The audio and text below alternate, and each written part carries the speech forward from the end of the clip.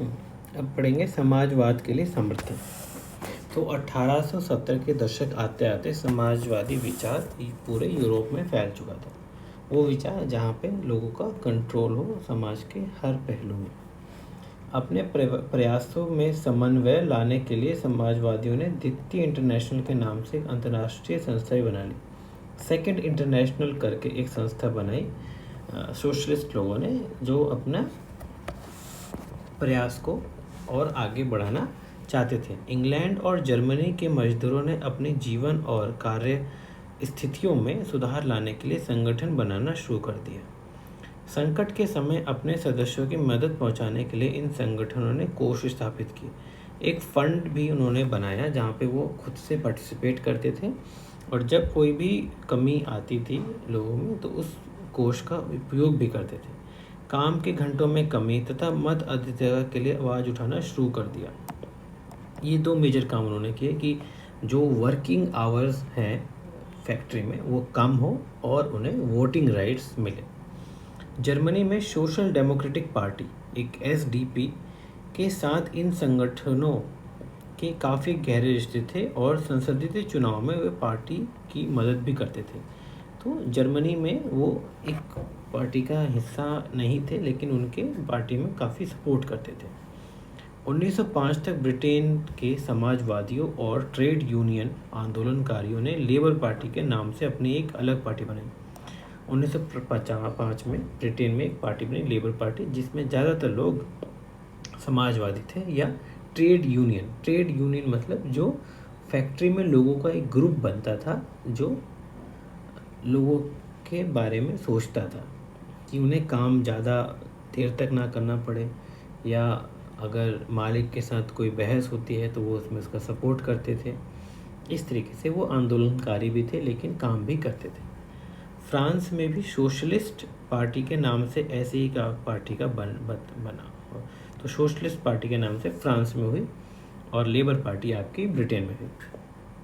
1914 तक यूरोप में समाजवादी कहीं भी सरकार के काम बनाने में कामयाब नहीं हो पाए। 1914 तक उनका सपोर्ट तो था लेकिन खुद की सरकार उनकी कभी नहीं बनी। संसदीय राजनीति में उनके प्रतिनिधि बड़ी संख्या में जीतते रहे। उनकी भूमिका कानून बनाने में भी रही, मगर सरकारों में रूढ़िवादी, उदारवादी और रेडिकली का ही दबदबा था। मतलब अभी तक जितनी भी सरकार बन रही थी उनमें उनका सपोर्ट था और उनके द्वारा विचारों में परिवर्तन भी आता था, लेकिन अभी भी पूरा कंट्रोल, ज़्यादा से ज़्यादा कंट्रोल रूढ़िवादी, कंजर्वेटिव, उदारवादी, लिबरल्स और रेडिकल्स के हाथों में था। अब नेक्स्ट मेजर टॉपिक है हमारा रूसी क्रांति। रूस की क्रांति की शुरुआत कैसे हुई, किन परिस्थितियों में हुई। अब यूरोप के सबसे पिछड़े औद्योगिक क्षेत्रों में से एक था। रशिया में ज़्यादातर लोग खेती में अभी भी बिजी थे, खेती ही उनका मेजर ऑक्यूपेशन था। इसलिए आप कह सकते हैं कि औद्योगिक देशों में रूस बाकी देशों से यूरोप में पिछड़ा हुआ था। 1917 में अक्टूबर क्रांति के जरिए रूस की सत्ता पर समाजवादियों ने कब्जा कर लिया। सोशलिस्ट लोगों ने 1917 में रेवोल्यूशन किया और सरकार पर कब्जा कर लिया। फरवरी 1917 में राजशाही के पतन और अक्टूबर की घटनाओं को ही अक्टूबर क्रांति कहा जाता है। कि फरवरी 1917 से लेकर अक्टूबर तक के जितने भी इवेंट्स हुए उन सबको हम एक नाम देते हैं अक्टूबर रेवोल्यूशन, जिसको रशियन रेवोल्यूशन भी कहा जाता है। अब ऐसा क्यों हुआ, क्या कारण थे, क्या, इस बारे में हम अगले इस टॉपिक में देखेंगे कि 1914 में रूसी साम्राज्य कैसा था। ये आप फोटो देख रहे हैं, रूसी साम्राज्य में ज़्यादातर ये हिस्से थे। तो 1914 में रूस और उसके पूरे साम्राज्य का शासन जार निकोलस II के नाम था। जार निकोलस सेकंड, ये वहाँ का राजा था जिसके हाथ में सारा कंट्रोल था। मॉस्को के आसपास, यहाँ पर मॉस्को है, मॉस्को के आसपास जितना भी एरिया, और आज का फिनलैंड, यहाँ पर फिनलैंड है, Lithuania, Estonia, Poland, Ukraine, Belarus के कुछ हिस्से रूसी साम्राज्य के अंग थे। जितने भी आप यहाँ पे कंट्रीज देख रहे हैं, ये आज के दौर में तो नई नई कंट्रीज बन गई हैं, लेकिन उस समय ये बेलारूस, यूक्रेन वगैरह अभी भी हैं। यह साम्राज्य प्रशांत सागर तक फैला हुआ था और आज के मध्य एशियाई राज्यों के साथ जॉर्जिया, आर्मेनिया, अजरबैजान, से भी इससे समाज के अंतर्गत आते थे। ये काफ़ी आगे तक फैला हुआ था। यहाँ पे भी आप देखेंगे काला सागर के बाद आपका अफ़गानिस्तान से ऊपर का ही एरिया जिसमें अजरबैजान, कज़ाकिस्तान वगैरह है, वो इसके अंतर्गत आते थे। रूस में ग्रीक ऑर्थोडॉक्स चर्च की उपजी शाखा रूसी ऑर्थोडॉक्स क्रिश्चियनिटी को मानने वाले बहुमत में थे। तो क्रिश्चियनिटी तो मेजर जगह पे था, लेकिन रशियन ऑर्थोडॉक्स क्रिश्चियनिटी को मानने वाले बहुमत में थे, मतलब वो सरकार में थे।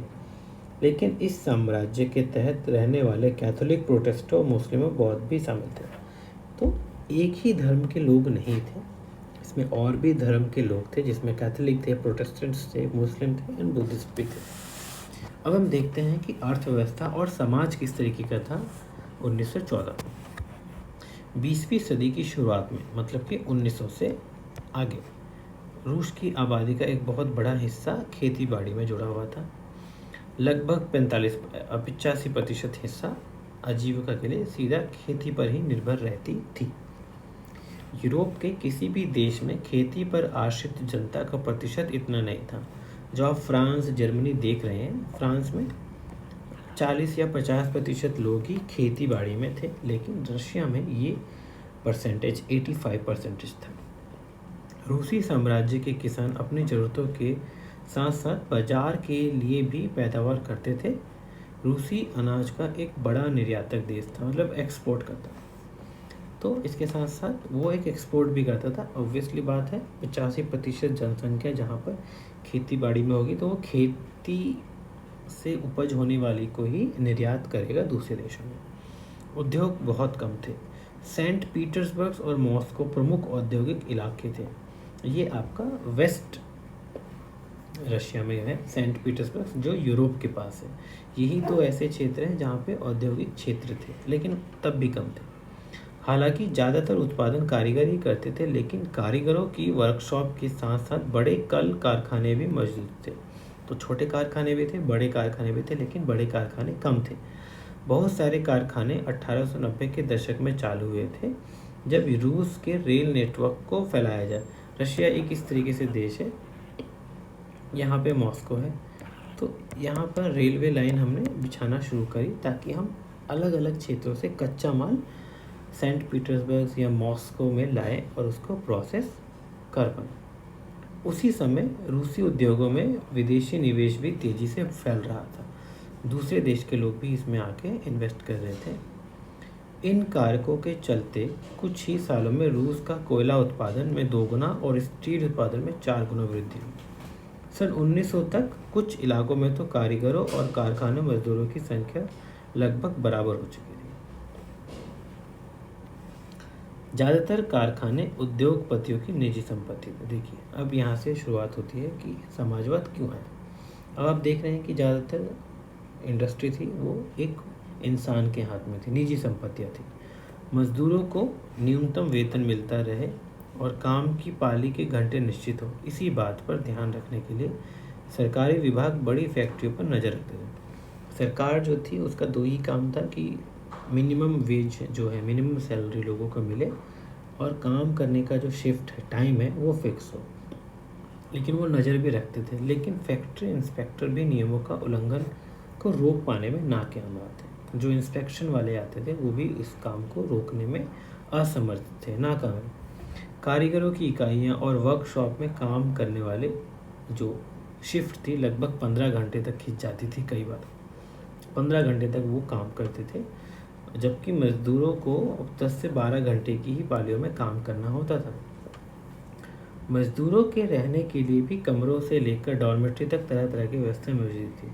अब रहने के लिए कमरे तो थे, व्यवस्था थी, लेकिन वो व्यवस्था उतनी अच्छी नहीं थी। सामाजिक स्तर पर मजदूर बटे हुए थे। मजदूर भी अलग अलग क्षेत्रों से थे, तो कोई गरीब था, कोई अमीर था, इस तरह को बटे हुए थे। कुछ मजदूर अपने मूल गांवों के साथ अभी भी गहरे संबंध बनाए हुए थे, मतलब वो अभी भी गांव के संपर्क में थे, पैसे बेचते थे, आते थे, जाते थे, इस तरीके से। बहुत सारे मजदूर स्थायी रूप से शहरों में ही बस चुके थे, कुछ लोग शहर में ही बस गए। उनके बीच योग्यता और दक्षता के स्तर पर भी काफ़ी फ़र्क था। अब जो उनकी क्वालिटी है और स्किल है, उसके बेसिस पे भी उनमें डिवीज़न था। डिवीज़न मतलब अलग अलग थे। सेंट पीटर्सबर्ग के एक धातु मजदूर ने कहा, धातु मजदूर मतलब जो आयरन फैक्ट्री में काम करता है, जो स्टील बनाने वाली फैक्ट्री में काम करता, धातु कर्मी मजदूर में खुद को साहब मानते थे और उनके काम से ज़्यादा प्रशिक्षण और निपुणता की ज़रूरत जो रहती थी। जो मेटल इंडस्ट्री में काम करते थे वो अपने आप को साहब मानते थे, मतलब मज़दूरों के साहब। वो एक मज़दूर करने वाले लोगों में भी सबसे अच्छे मज़दूर माना जाते थे। 1914 में फैक्ट्री मज़दूरों में औरतों की संख्या 31% थी, लेकिन उन्हें पुरुष मजदूरी के मुकाबले कम वेतन मिलता था। 31% महिलाएं फैक्ट्री में काम करती थीं उस समय, लेकिन उन्हें वेतन अभी भी मर्दों की तनख्वाह से आधे या 3/4 तक, मतलब या तो 50% या 75% ही मिलता था, इससे ज़्यादा उनको वेतन नहीं मिलता था। मजदूरों के बीच मौजूदा फासला उनके पहनावे और व्यवहार में भी था, मतलब उनके रहन सहन इनमें भी काफ़ी अलग अलग आपको दिखते थे। यद्यपि कुछ मजदूरों ने बेरोजगारी या आर्थिक संकट में समय में एक दूसरे की मदद करने के लिए संगठन बना लिए थे, लेकिन ऐसे संगठन बहुत कम थे। मतलब बीमारी में, बेरोजगारी में या फैक्ट्री बंद हो जाती तो उनके लिए उन्होंने छोटे छोटे क्लब बनाए थे, लेकिन इन क्लब की संख्या भी काफ़ी कम थी। इन विभेदों के बावजूद, मतलब इन डिविजन्स के बाद, इन अलग अलग होने के बावजूद, जब भी किसी नौकरी को मजदूरों से निकाल दिया जाता था, जब भी किसी मजदूर को नौकरी से निकाल जाता था तो उसके मालिक के खिलाफ कोई शिकायत होती थी तो मजदूर एकजुट होकर हड़ताल भी कर देते थे, स्ट्राइक हो जाती थी। 1896-97 के बीच कपड़ा उद्योग में और 1904 में धातु उद्योग में ऐसी हड़तालें काफ़ी बड़ी संख्या में आयोजित होने लगी। तो ये सब रेवोल्यूशन से पहले की बात है कि रेवोल्यूशन एकदम से नहीं होता है। जो क्रांति हुई उसके कारण बहुत सारे थे, उनमें से ये भी एक कारण है कि धीरे धीरे समाज में परिवर्तन आना शुरू हो गया। देहात मतलब गांव से आए हुए ज़्यादातर ज़मीन पर किसान खेती करते थे। जो देहात का इलाका था उसमें किसान ही खेती करते थे, लेकिन विशाल संपत्तियों पर सामंतों, राजशाही और ऑर्थोडॉक्स चर्च का ही कब्जा था। उनके पास खेत थे लेकिन छोटे थे, और जो बड़े बड़े खेत थे उनका कंट्रोल किसके था? सामंतों के पास। राजा के जो साथ रहने वाले लोग हैं, राजशाही और ऑर्थोडॉक्स चर्च में रहने वाले पादरी या जिसके पास चर्च का कंट्रोल था, उनके पास ज़्यादातर बड़ी ज़मीनों का भी कंट्रोल था।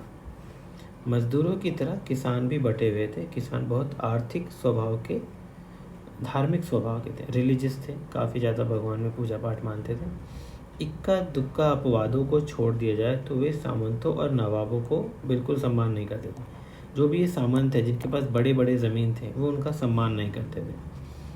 नवाबों और सामंतों को जो सत्ता और हैसियत मिली थी वह लोकप्रियता की वजह से नहीं, बल्कि जार निकोलस जो राजा है वहाँ के प्रति उनकी निष्ठा और सेवाओं के बदले मिली थी।